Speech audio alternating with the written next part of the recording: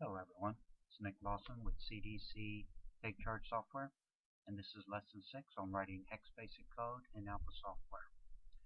Today we're going to look at the actual message taking screen and the changes that we've made on it, the code that was originally written. When you open up the form, initially this button right here would pop up a list of available people to receive the message, and then you would select one, click OK. But we've changed it, which is why you're getting an error message here.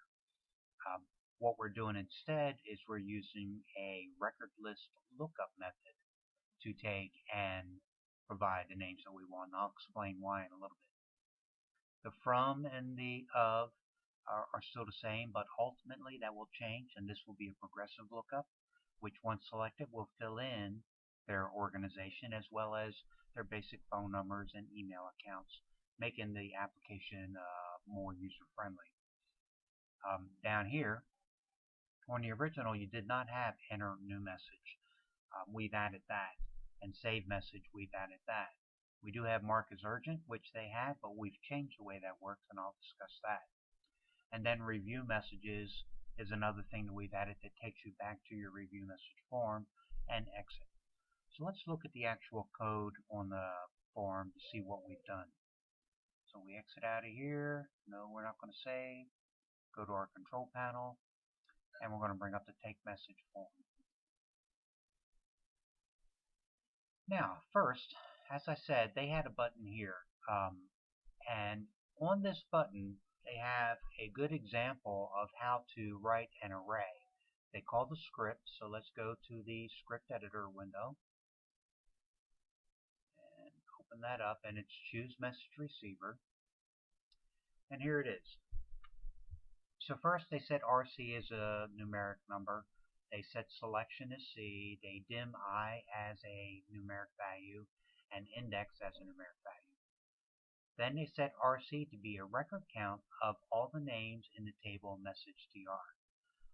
Now for the array, they set RC as a pointer using names as a pointer, and then name list they set as a character field. This is to create the list. Now they initialize from the table message TR all records that are not marked as deleted, and they're showing the last name field. For I equals 1 to RC tells the array to step through all the records in the table because RC represents the total number of records. Then from that they take and they build their list, and then they take and display it in their dialog box.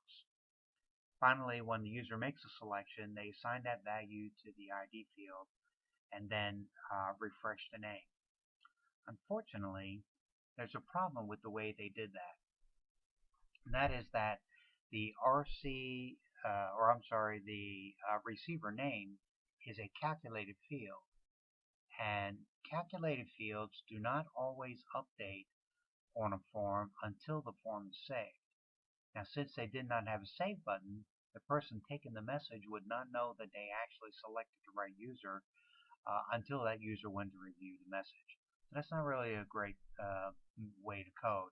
But as you can see here, here's the calculated field that they created using a function that strings together the first and last name.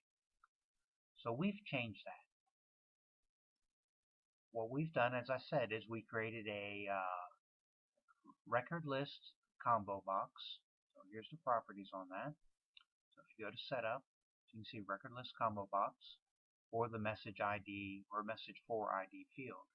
Our choices are we have a return value of TRID, and the columns are TRID and name.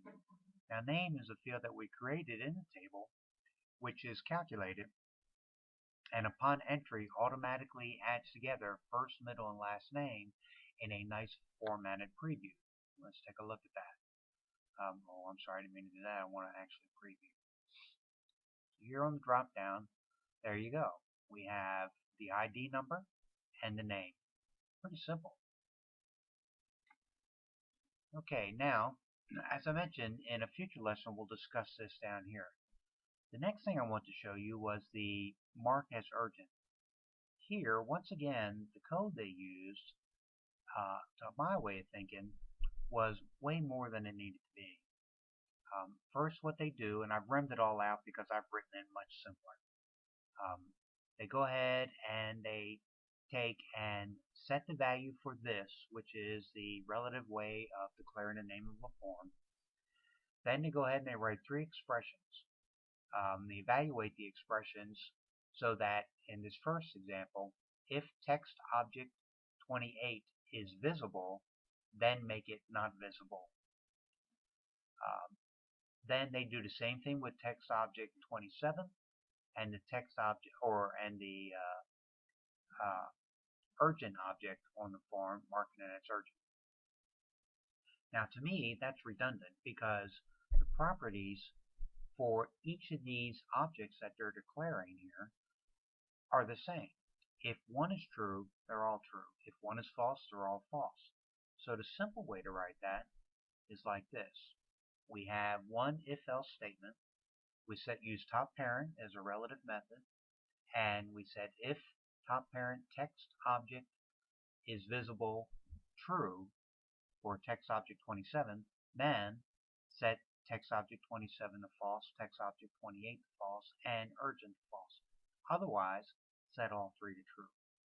Much simpler than doing this, and it's always been our principle that when you're designing and you're writing code, keep it as simple as you possibly can. Okay, so now let's look and see how that actually works. So we're going to save here, and we're going to go ahead and open up our form. We're going to escape so that we can get rid of this blank record, and we're going to go back a record to find one that's already there. So here's Michael. We're going to go ahead and change the name to Suzanne. There you go. Now you have the date and the time, and you put in the from and the company,